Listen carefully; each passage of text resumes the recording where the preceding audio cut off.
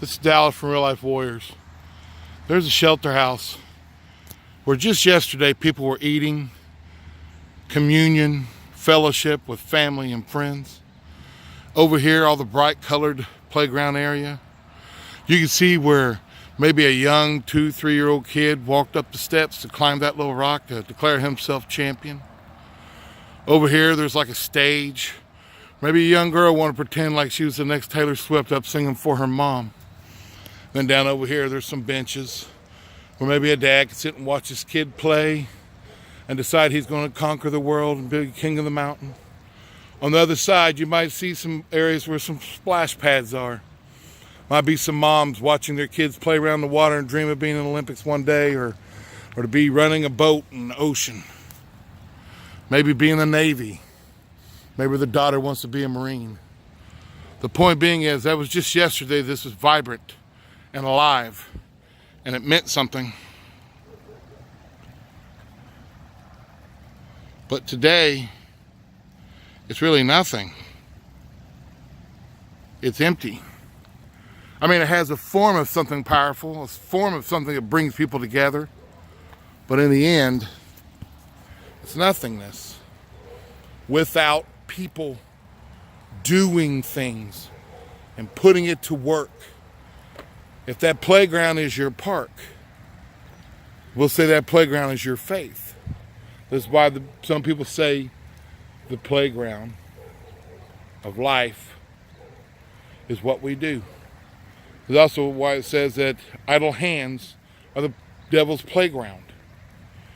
If we don't have anything to put this playground to work, it's useless. If we don't have our faith being put to work, it's dead. It has a form of some type of religion that looks powerful, but it does not perform the acts of God. It doesn't practice the fruits of the Spirit. This is where we must decide to turn our playgrounds of our lives into something that's a flowing, active, moving thing. By doing that, you create love, you perform love, you practice love, you give out love, you become love. Love through me is Jesus Christ. He said, by emptying of yourself, you will gain yourself. For when you are the least, is then that you should be the greatest.